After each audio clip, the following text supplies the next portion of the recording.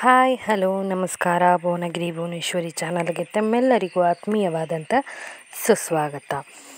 ಪ್ರತಿ ಸಲ ಪಲಾವು, ಚಿತ್ರಾನ್ನ, ಪುಳಿಯೋಗರೆ ಅಥವಾ ರೈಸ್ ಬಾತ್ ಮಾಡ್ತಾ ಇರ್ತೀರ. ಆದರೆ ಯಾವತ್ತೂ ಈ ಥರ ಈಸಿಯಾಗಿ ಅಂದರೆ ತುಂಬಾ ಈಸಿಯಾಗಿ ಮಾಡುವಂಥ ಈ ರೈಸ್ ಬಾತ್ ರೆಸಿಪಿನ ನೀವು ಟ್ರೈ ಮಾಡಿರೋದಿಲ್ಲ. ತುಂಬಾ ಈಸಿ, ತುಂಬ ಕಡಿಮೆ ಸಮಯದಲ್ಲಿ ತುಂಬ ಈಸಿಯಾಗಿ ಮಾಡ್ಕೋಬೋದು. ರುಬ್ಬುವಂಥ ಯಾವುದೇ ಜಂಜಾಟ ಇರೋದಿಲ್ಲ. ಜೊತೆಗೆ ಸಿಕ್ಕಾಪಟ್ಟೆ ತರಕಾರಿಗಳನ್ನು ಹಾಕಿ ಮಾಡೋ ಅವಶ್ಯಕತೆ ಕೂಡ ಇರೋದಿಲ್ಲ. ಜಸ್ಟ್ ಒಂದು ಆಲೂಗಡ್ಡೆ ಇದ್ದರೂ ಸಾಕಾಗುತ್ತೆ, ಅಥವಾ ಸೋಯಾಬೀನ್ಗಳಿದ್ರೂ ಕೂಡ ಸಾಕಾಗುತ್ತೆ, ಅಥವಾ ಈ ತರಕಾರಿಗಳನ್ನೇ ಹಾಕದೆ ಕೂಡ ನೀವು ಈ ರೆಸಿಪಿನ ಮಾಡ್ಬೋದು. ತುಂಬ ಈಸಿಯಾಗುತ್ತೆ, ತುಂಬಾ ಟೇಸ್ಟಿಯಾಗುತ್ತೆ. ಮಕ್ಕಳ ಲಂಚ್ ಬಾಕ್ಸಿಗೆ ಕಳಿಸೋದಕ್ಕಾಗಿರ್ಬೋದು, ಅಥವಾ ನಿಮಗೆ ಬೆಳಗಿನ ತಿಂಡಿಗೆ ಆಗಿರ್ಬೋದು, ಡಿನ್ನರ್ಗೆ ಆಗಿರ್ಬೋದು, ಸಡನ್ನಾಗಿ ಮಾಡ್ಕೊಳ್ಳೋದಕ್ಕೆ ತುಂಬಾ ರುಚಿಯಾಗಿರುತ್ತೆ. ಹಾಗೆ ತುಂಬಾ ಟೇಸ್ಟಿಯಾಗಿ ಕೂಡ ಆಗುತ್ತೆ. ಹಾಗೆ ತುಂಬ ಪಟಾಫಟ್ ಅಂತ ಕೂಡ ಆಗುತ್ತೆ ಈ ರೈಸ್ ಬಾತ್ ರೆಸಿಪಿ. ಹಾಗಾದರೆ ತಡ ಮಾಡ್ತೀನಿ ತುಂಬ ಈಸಿಯಾಗಿ ಟೇಸ್ಟಿಯಾಗಿ ಮಾಡುವಂಥ ಈ ರೈಸ್ ಬಾತ್ ರೆಸಿಪಿ ಹೇಗೆ ಮಾಡೋದು ಅಂತ ನೋಡೋಣ. ಅದಕ್ಕಿಂತ ಮೊದಲು ಯಾರೆಲ್ಲ ಇದೇ ಫಸ್ಟ್ ಟೈಮ್ ನಮ್ಮ ಚಾನಲ್ನ ನೋಡ್ತಾ ಇದ್ದೀರಾ, ಪ್ಲೀಸ್ ಸಬ್ಸ್ಕ್ರೈಬ್ ಆಗಿ, ಹಾಗೆಯೇ ಪಕ್ಕದಲ್ಲಿರುವಂಥ ಬೆಲ್ ಐಕನ್ನ ಕೂಡ ಒತ್ತಿ ಅದರಲ್ಲಿ ಆಲ್ ಅನ್ನೋದನ್ನ ಸೆಲೆಕ್ಟ್ ಮಾಡೋದ್ರಿಂದ ನಾನು ಹಾಕುವ ಬೇರೆ ಥರದ ಹೊಸ ರೆಸಿಪಿ ವಿಡಿಯೋಗಳು ನಿಮಗೆ ನೋಟಿಫಿಕೇಷನ್ ಮೂಲಕ ಬರುತ್ತೆ. ಆಗ ನಾನು ಹಾಕಿದ ಕೂಡಲೇ ಯಾವುದೇ ರೆಸಿಪಿಗಳನ್ನು ಆದರೂ ಕೂಡ ನೀವು ತಕ್ಷಣಕ್ಕೆ ನೋಡ್ಬೋದು. ಹಾಗೆಯೇ ಲೈಕ್ ಮಾಡಿ, ಶೇರ್ ಮಾಡಿ, ಕಮೆಂಟ್ ಕೂಡ ಮಾಡಿ. ಇದೇ ಥರದ ಈಸಿ ರೆಸಿಪೀಸ್ಗಳಿಗಾಗಿ ನಮ್ಮ ಚಾನಲ್ನ ಸಬ್ಸ್ಕ್ರೈಬ್ ಆಗೋದನ್ನ ಮರಿಬೇಡಿ. ಹಾಗಾದರೆ ಬನ್ನಿ, ಇವತ್ತಿನ ಈಸಿಯಾಗಿ ಮಾಡುವಂಥ, ತರಕಾರಿಗಳನ್ನು ಕೂಡ ಕಡಿಮೆ ಬಳಸಿ ಮಾಡುವಂಥ, ಹಾಗೆ ರುಬ್ಬದೇನೆ ಮಾಡ್ದೇನೆ ಜಂಜಾಟ ಇಲ್ಲದೇನೆ ಈಸಿಯಾಗಿ ಮಾಡುವಂಥ ಈ ರೈಸ್ ಬಾತ್ ರೆಸಿಪಿನ ಹೇಗೆ ಮಾಡೋದು ಅಂತ ನೋಡೋಣ. ಮೊದಲಿಗೆ ನಾನಿಲ್ಲಿ ಒಂದು ಕುಕ್ಕರ್ನ ತೊಗೊಂಡಿದ್ದೀನಿ. ಕುಕ್ಕರ್ಗೆ ಸುಮಾರು ಒಂದು 4 ಸ್ಪೂನ್ ಆಗೋಷ್ಟು ಎಣ್ಣೆನ ಹಾಕ್ಕೊಂಡಿದ್ದೀನಿ. ನೀವು ಎಣ್ಣೆ ಬದಲಾಗಿ ತುಪ್ಪ ಕೂಡ ಇಲ್ಲಿ ಬಳಸ್ಬೋದು. ಎಣ್ಣೆ ಸ್ವಲ್ಪ ಬಿಸಿ ಆಗ್ತಾ ಇದ್ದಾಗೆ ಒಂದು ಸ್ವಲ್ಪ ಸಾಸಿವೆ ಹಾಕ್ಕೊಂಡಿದ್ದೇನೆ.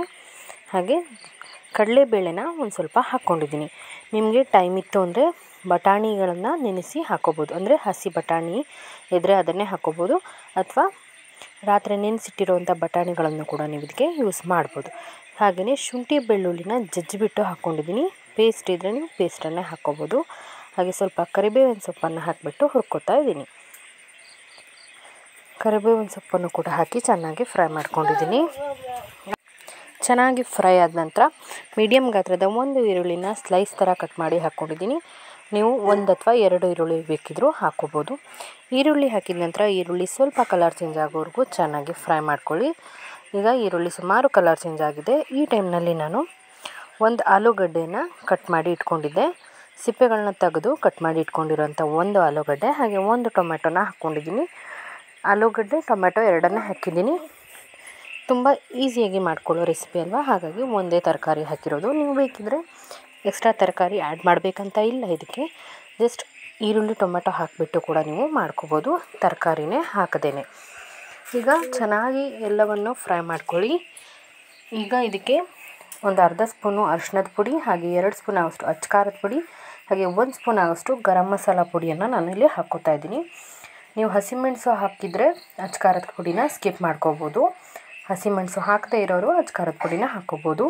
ನಾನಿಲ್ಲಿ ಹಸಿಮೆಣಸನ್ನು ಹಾಕಿಲ್ಲ, ಅಚ್ಕಾರದ ಪುಡಿ ಹಾಕಿಬಿಟ್ಟು ಚೆನ್ನಾಗಿ ಫ್ರೈ ಮಾಡ್ತಾಯಿದ್ದೀನಿ.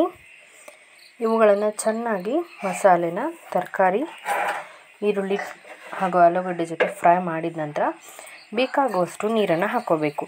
ನೀವು 2 ಲೋಟ ಅಕ್ಕಿಗೆ 1 ಲೋಟ 4 ಲೋಟ ಆಗುವಷ್ಟು ನೀರನ್ನು ಹಾಕ್ಕೋಬೇಕಾಗತ್ತೆ. ನಾನಿಲ್ಲಿ 4 ಲೋಟ ಆಗುವಷ್ಟು ನೀರನ್ನು ಹಾಕಿಬಿಟ್ಟು ಒಂದು ಸಲ ಚೆನ್ನಾಗಿ ಕದಕಿ ಅದನ್ನು ಒಂದು ಪ್ಲೇಟ್ನಿಂದ ಮುಚ್ಚಿ ಇಟ್ಟಿದ್ದೀನಿ. ಈಗ ಒಂದು ಅರ್ಧ ಸ್ಪೂನ್ ಅಷ್ಟು ಆಮ್ಚೂರು ಪೌಡರ್ನ ಹಾಕ್ಕೊಂಡಿದ್ದೀನಿ. ಆಮ್ಚೂರು ಪುಡಿ ಹಾಕಿದ ನಂತರ ಸ್ವಲ್ಪ ಕುದಿಯೋದಕ್ಕೆ ಶುರು ಆಗ್ತಾ ಇದ್ದ ಹಾಗೆ ರುಚಿಗೆ ತಕ್ಕಷ್ಟು ಉಪ್ಪನ್ನು ಹಾಕಿದ್ದೀನಿ. ಉಪ್ಪು ಹಾಕಿಬಿಟ್ಟು ಒಂದು ಸಲ ಚೆನ್ನಾಗಿ ಮಿಕ್ಸ್ ಮಾಡ್ಕೊಳ್ಳಿ. ಈಗ ಮೊದಲೇ ತೊಳೆದು ಇಟ್ಟಿರುವಂಥ ರೇಷನ್ ಅಕ್ಕಿನ ನಾನಿಲ್ಲಿ ಹಾಕ್ಕೋತಾ ಇದ್ದೀನಿ, 2 ಲೋಟ ಆಗುವಷ್ಟು. ನೀವು ಬೇಕಿದ್ರೆ ಬಾಸುಮತಿ ರೈಸ್ ಅಥವಾ ಜೀರಾ ರೈಸ್ ಕೂಡ ಬಳಸ್ಬೋದು. ಇದನ್ನು ಕೂಡ ಹಾಕಿ ಚೆನ್ನಾಗಿ ಒಂದು ಸಲ ಮಿಕ್ಸ್ ಮಾಡ್ಕೊಳ್ಳಿ.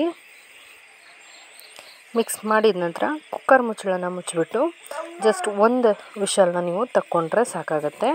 1 ವಿಷಲ್ಲು ಕುಕ್ಕರ್ ಮುಚ್ಚಳ ಮುಚ್ಚಿ ನಾನೀಗ ವಿಷಲ್ ತೆಗ್ದಿದ್ದೀನಿ. ನೋಡಿ ಎಷ್ಟು ಈಸಿಯಾಗಿ, ಎಷ್ಟು ಟೇಸ್ಟಿಯಾಗಿ, ಎಷ್ಟು ಈಸಿಯಾಗಿ ಮಾಡ್ಕೋಬೋದು ಅಂತ ಈ ರೆಸಿಪಿನ ನೀವು ಕೂಡ ಟ್ರೈ ಮಾಡಿ ಹೇಗೆ ಬಂತು ಅನ್ನೋದನ್ನ ಕಮೆಂಟಲ್ಲಿ ತಿಳಿಸಿ. ತುಂಬಾ ಟೇಸ್ಟಿಯಾಗಿರುತ್ತೆ. ಎಷ್ಟು ಚೆನ್ನಾಗಿ ಉದ್ರುದ್ರಾಗಿ ಬೆಂದು ಬಂದಿದೆ ಅಂತ ನೋಡಿ. ನೀವು ಈ ರೆಸಿಪಿನ ತಿಂಡಿಗೆ ಆಗಿರ್ಬೋದು ಅಥವಾ ಮಧ್ಯಾಹ್ನದ ಲಂಚಿಗೂ ಕೂಡ ಟ್ರೈ ಮಾಡ್ಬೋದು. ಹಾಗೆಯೇ ಮಕ್ಕಳ ಟಿಫಿನ್ ಬಾಕ್ಸಿಗೆ ತುಂಬ ಈಸಿಯಾಗಿ ಮಾಡ್ಕೊಳ್ಳೋ ಈ ರೆಸಿಪಿ ನಿಮಗೆ ಇಷ್ಟ ಆಗಿದೆ ಅನ್ಕೋತೀನಿ.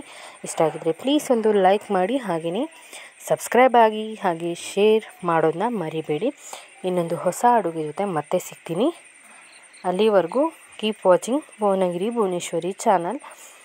ಇದೇ ಥರದ ಇನ್ನಷ್ಟು ರೆಸಿಪಿಗಳ ಲಿಂಕನ್ನು ವಿಡಿಯೋದ ಕೊನೆಯಲ್ಲಿ ಕೊಟ್ಟಿರ್ತೀನಿ, ಅವುಗಳನ್ನು ಕೂಡ ಚೆಕ್ ಮಾಡಿ ಅಂತ ಹೇಳ್ತಾ ಇನ್ನೊಂದು ಹೊಸ ಅಡುಗೆ ಜೊತೆ ಮತ್ತೆ ಸಿಗ್ತೀನಿ.